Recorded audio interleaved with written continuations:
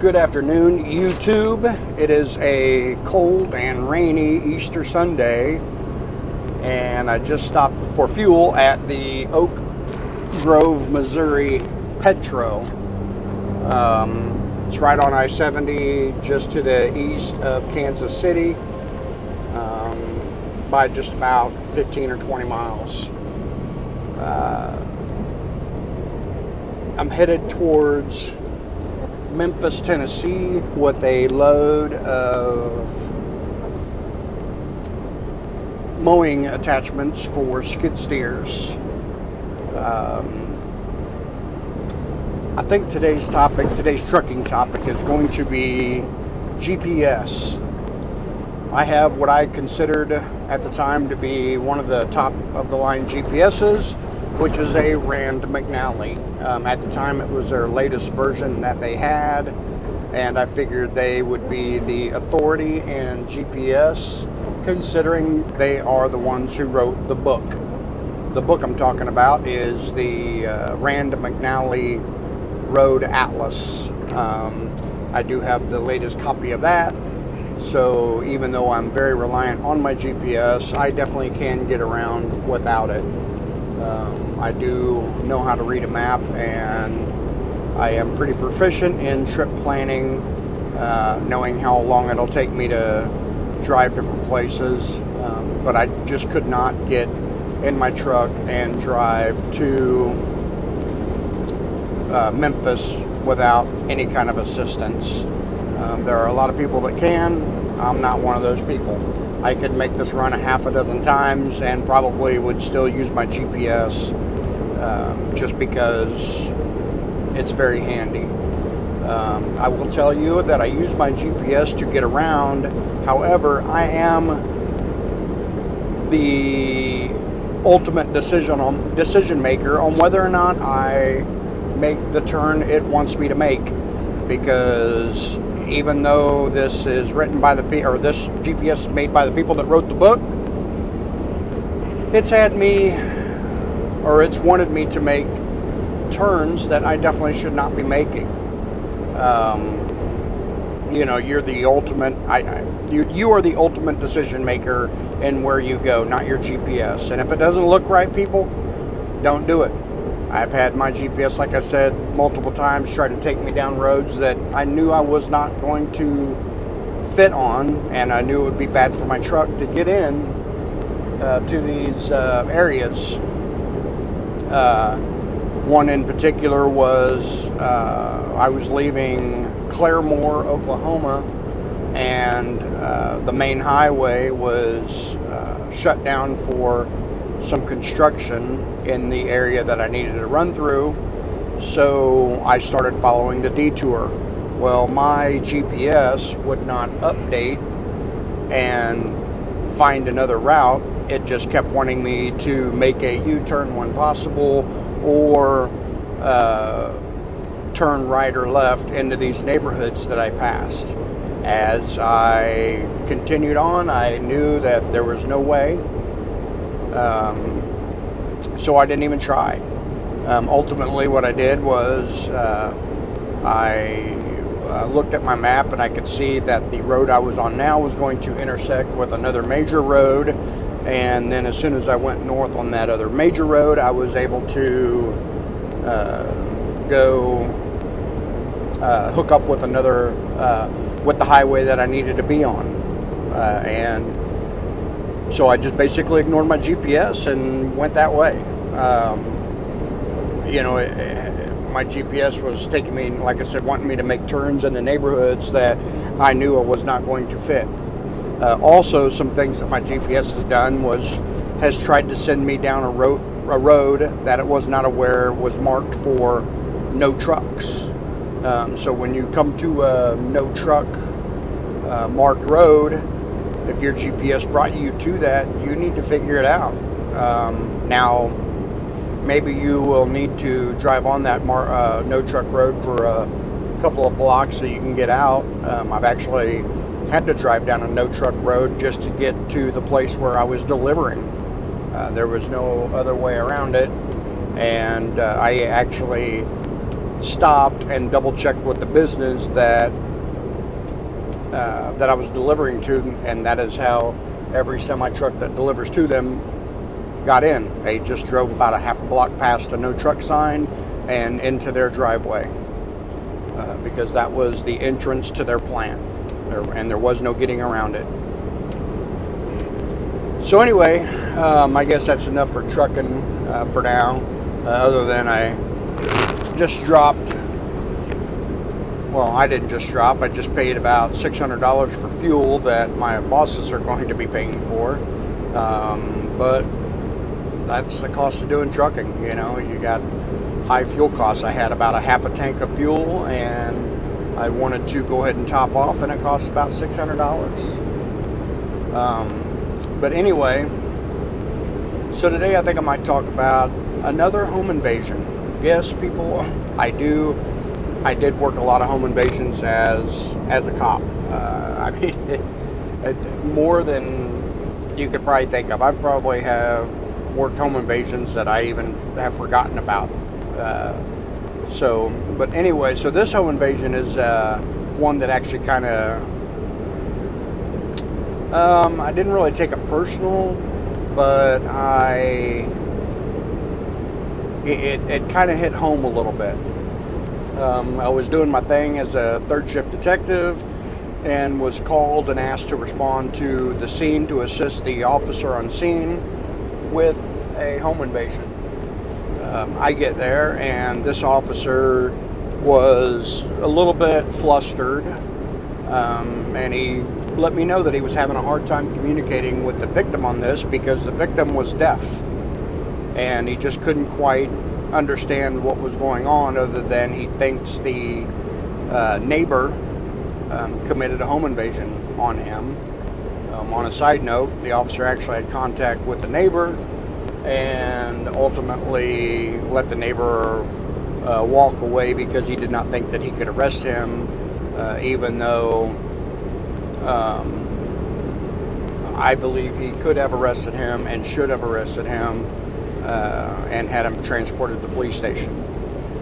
So anyway, so I meet the victim, and the victim is deaf, but he also is, I believe he was developmentally delayed. And for anybody out there who thinks that deaf means developmentally delayed, it does not. There are all kinds of very successful and appropriately developed, I guess, for lack of better words, deaf people in this country. But this person, this guy, he had, I believe he was developmentally delayed, but he also had, I believe, cerebral palsy. He walked with the kind of the pigeon-toed limp, and his hands were folded in at his wrists.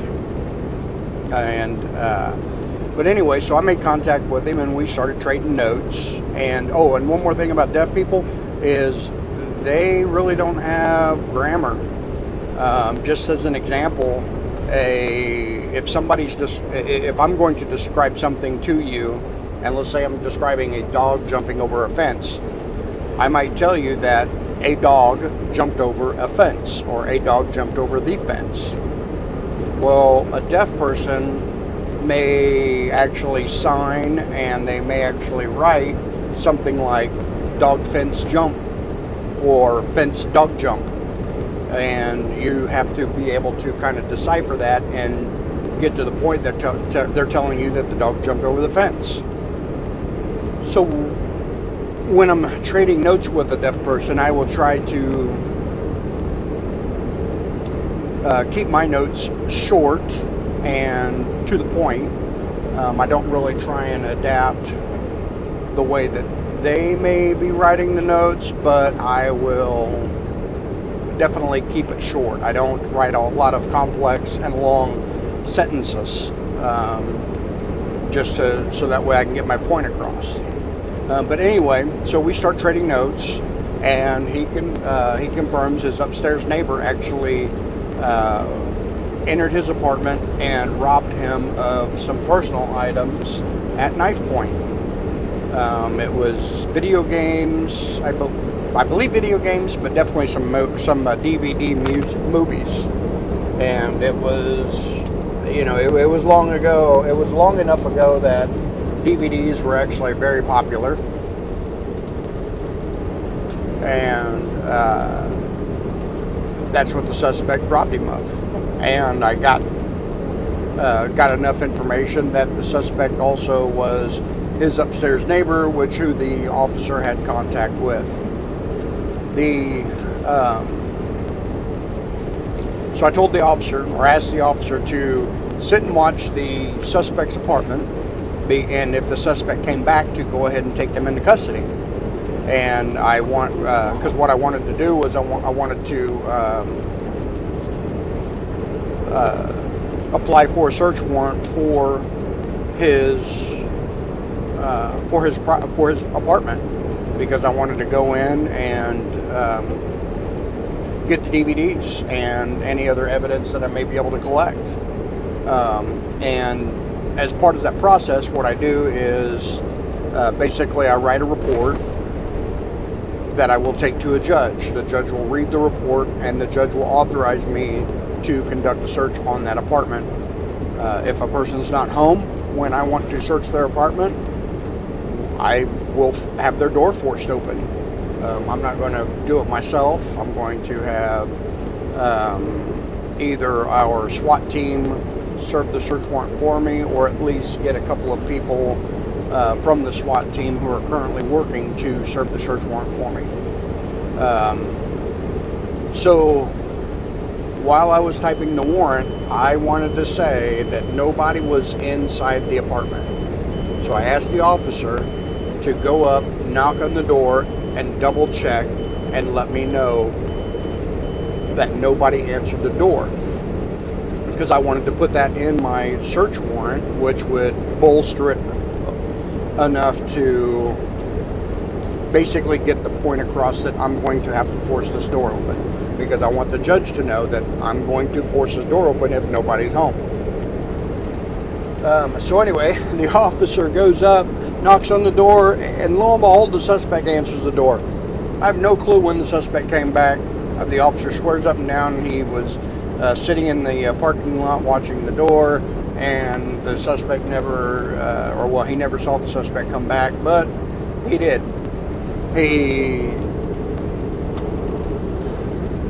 came back and was in the apartment.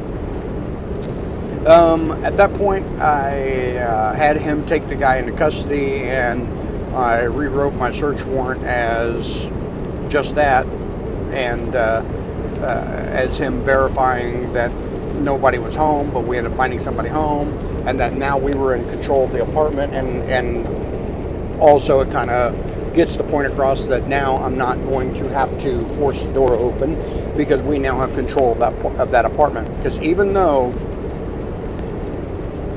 I did not have my search warrant yet, the officer had probable cause to arrest that person, and he had probable cause to secure that apartment for me, which basically means nobody goes in that apartment at all.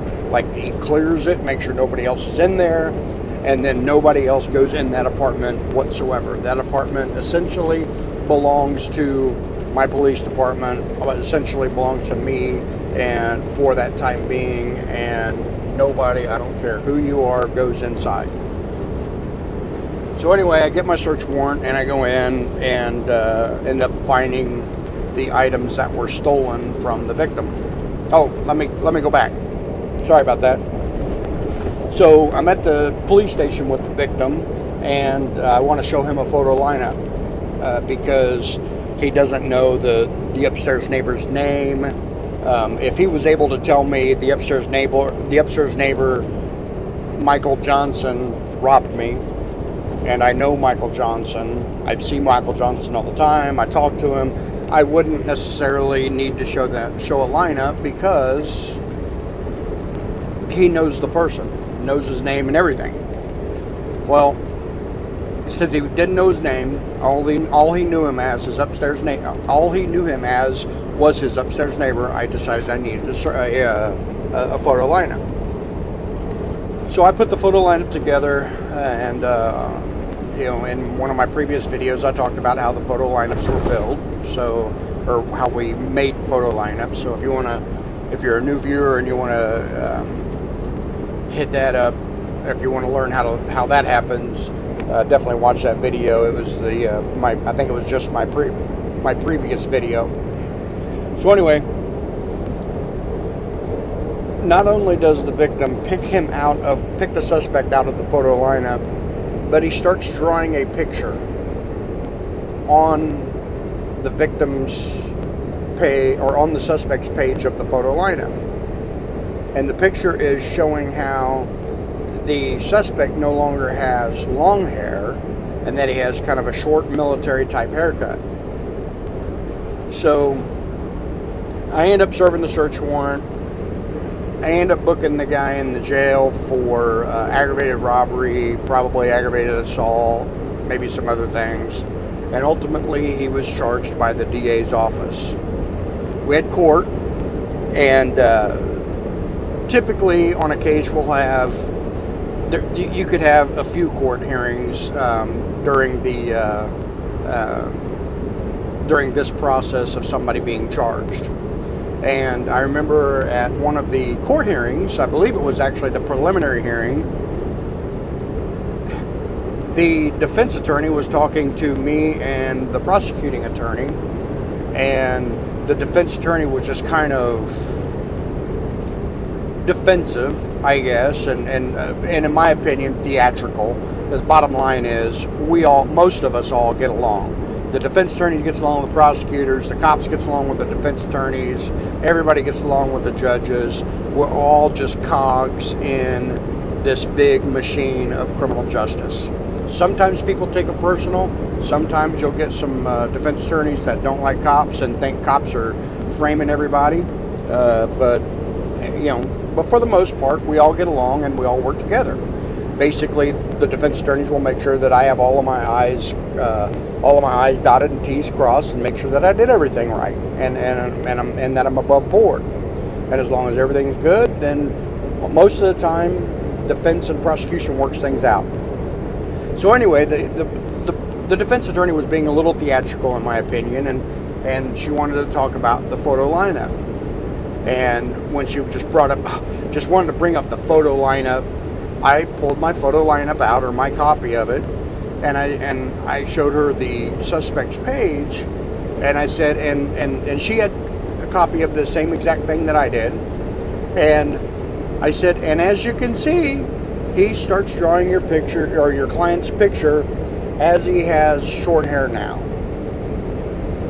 Well, she kind of gruffed a little bit and said, well, where's the victim? Can I talk to the victim?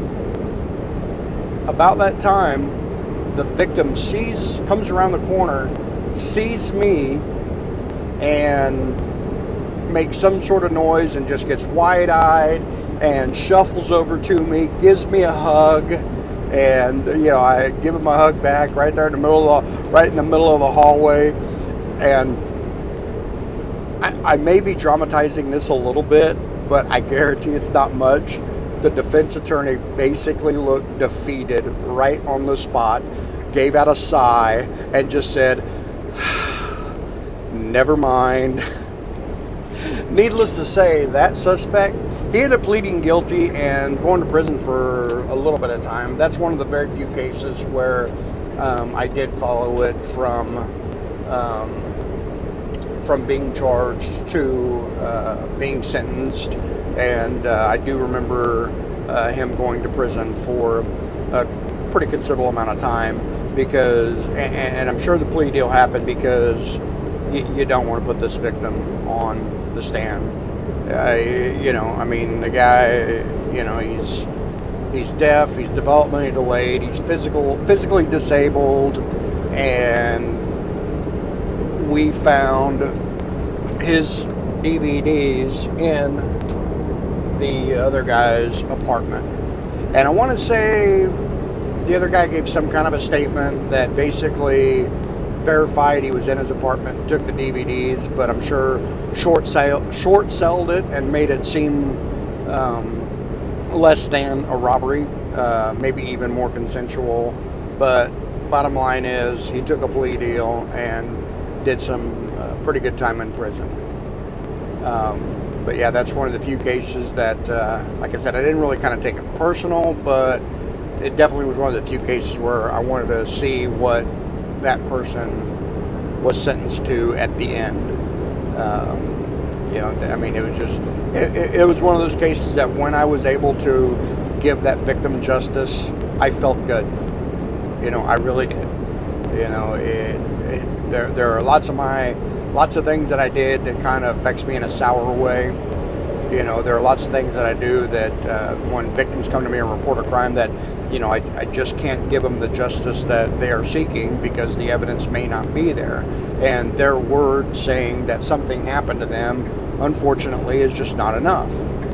Because there are people that do lie on people, lie about people, or at least, for lack of better words, give inaccurate statements. And there are sometimes people get named in cases that had nothing to do with the case whatsoever. That's something that I can hit on my next video. But anyway, until then, I hope you guys enjoyed the video, and if you like my videos, don't forget to hit the like button and subscribe if you want.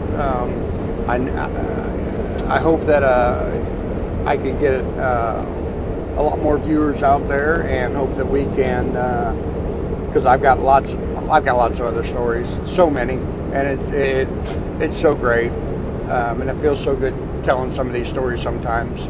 But anyway, until next time, have a good day.